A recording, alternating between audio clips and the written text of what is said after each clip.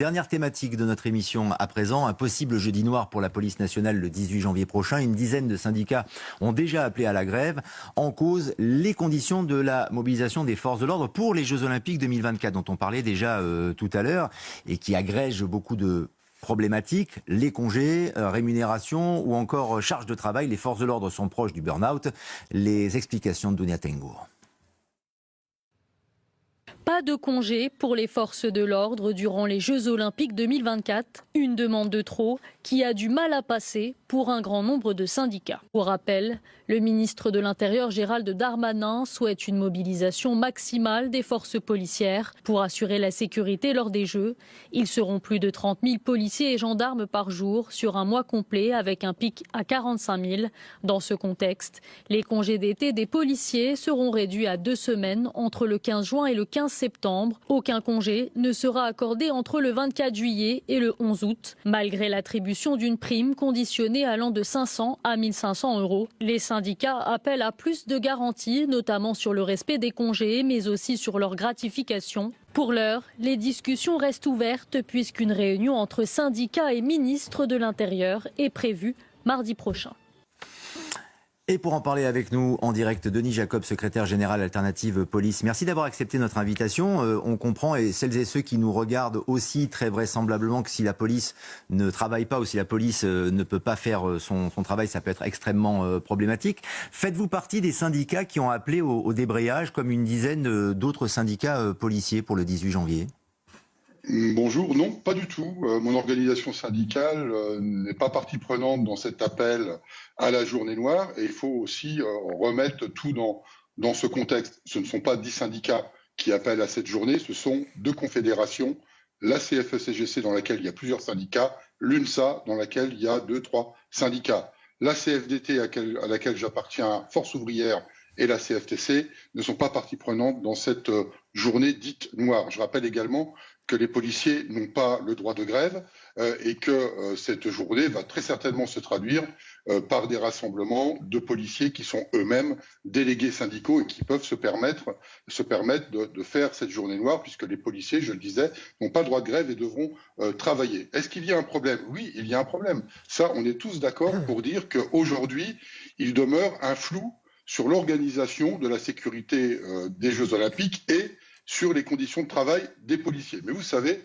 moi je pars du principe que le syndicalisme, c'est avant tout de discuter, de concerter, de négocier et de ne pas commencer un préambule aux négociations par de l'agitation, par de la gesticulation, en agitant le chiffon rouge et en faisant croire, et c'est là que c'est grave au titre de la responsabilité des uns et des autres, en faisant croire que potentiellement les policiers n'assureraient pas la sécurité de nos concitoyens et des touristes à l'occasion des JO. Vous vous imaginez de cette image que l'on envoie à travers le monde sur potentiellement des policiers qui ne seraient pas présents pour assurer la sécurité des Jeux Olympiques. Donc, nous avons tous reçu un courrier du ministre de l'Intérieur en date du 22 décembre où il annonce qu'il va nous recevoir, avec qui nous allons discuter, concerter, qu'il y a des choses à revoir, qu'il y a des choses qui sont déjà annoncées. Votre reportage l'a très bien dit. Il y a 15 jours de congé pour chaque policier de prévu entre le 15 juin et le 15 septembre. Il y a encore quelques semaines, il n'y avait absolument rien de prévu. Il y a un engagement pour aussi permettre aux policiers d'assurer la garde de leurs enfants. Nous allons en discuter. Moi, je pars du principe que la porte du ministre, elle est ouverte.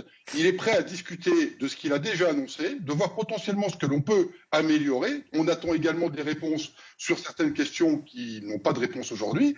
Mais avant d'aller faire une journée noire, attendons d'être reçus par le ministre dans les jours qui viennent, dans les semaines, puisque le ministre s'est engagé à nous recevoir dans le début de l'année, c'est-à-dire au mois de janvier.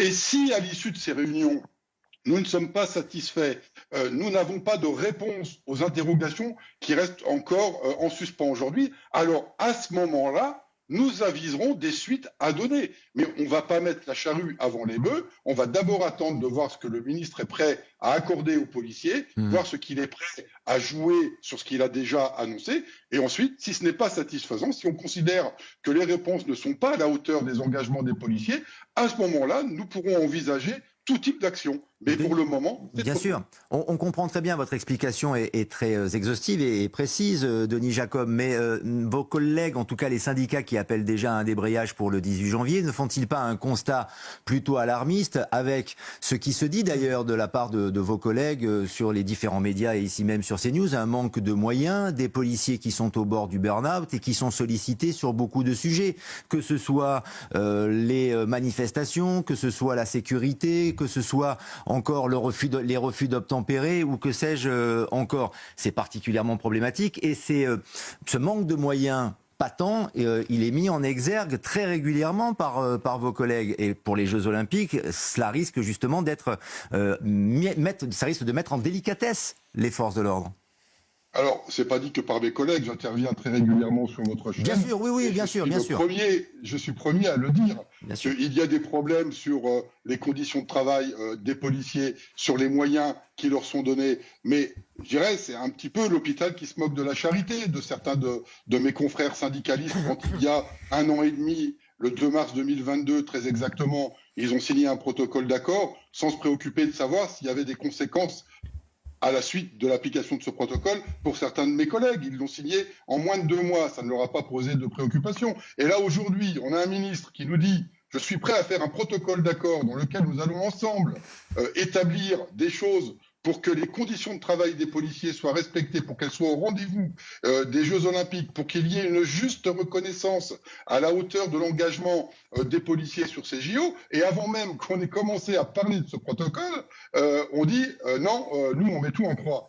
Je trouve que c'est pas très responsable. Mais je vous répète, si le ministre ne répond pas très clairement à nos attentes et que ce n'est pas à la hauteur de ce qu'attendent les policiers, nous envisagerons alors tous les moyens d'action utiles et nécessaires pour se faire entendre. Nous ne sommes qu'au mois de janvier. Donc il y a encore un peu de temps avant de se mobiliser et surtout d'attendre ce que le ministre va nous proposer, ce à quoi il est prêt à discuter et on avisera après. Je ne ferme pas la porte, bien évidemment, à des mouvements de policiers si les accords entre le ministre et les organisations syndicales n'étaient pas au rendez-vous.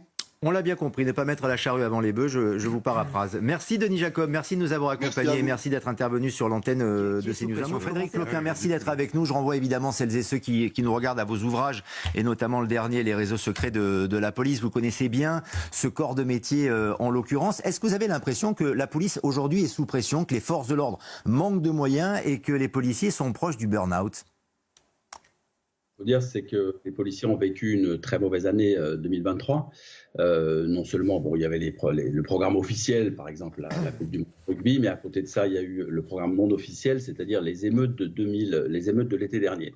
Les émeutes urbaines de l'été dernier ont laissé des traces très profondes dans la police. D'abord parce qu'il y a 2 policiers qui se sont trouvés incarcérés, donc poursuivis en justice, et ensuite parce qu'elles ont été d'une violence absolument inouïe et inégalée dans l'histoire.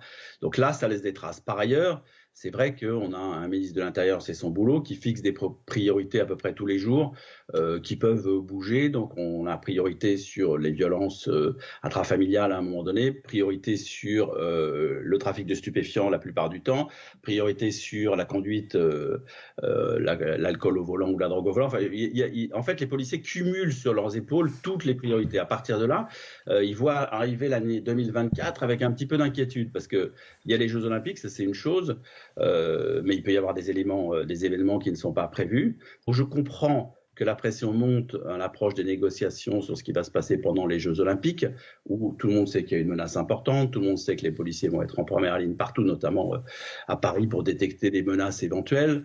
Tout le monde le sait. Donc là, il se joue un jeu, mais il ne faut pas non plus tomber dans le panneau complètement. Je veux dire, si le syndicat Alliance annonce une journée noire le 18, c'est une chose. Pour l'instant, ils sont capables tout juste de mobiliser, de retirer du travail à peu près 1000 policiers qui sont tous des délégués syndicaux, parce qu'il faut rappeler que les policiers n'ont pas droit de grève. Donc il y a 1000 demandes qui ont été déposées environ, et ça permettrait aux délégués syndicaux de ne pas travailler le 18. Mais moi je ne suis pas complètement dupe et je regarde un peu ce qui se passe. Mercredi prochain, ce même syndicat fait ses vœux à Paris et Gérald Darmanin est invité. C'est mercredi matin, avant le Conseil des ministres, avant un potentiel remaniement, je ne sais pas. Mais c'est vraiment la semaine Darmanin, parce que mercredi matin, donc il va aux vœux d'Alliance, où il est possible qu'il réponde aux demandes qui ont été faites. Et ce même mercredi matin, il y a l'autre syndicat majoritaire, CSGP, qui organise, ça personne ne le sait encore, mais je vous le révèle, une petite manifestation symbolique à Paris, quasiment à la même heure. Donc la pression monte, c'est aussi un jeu entre les deux plus grosses organisations syndicales.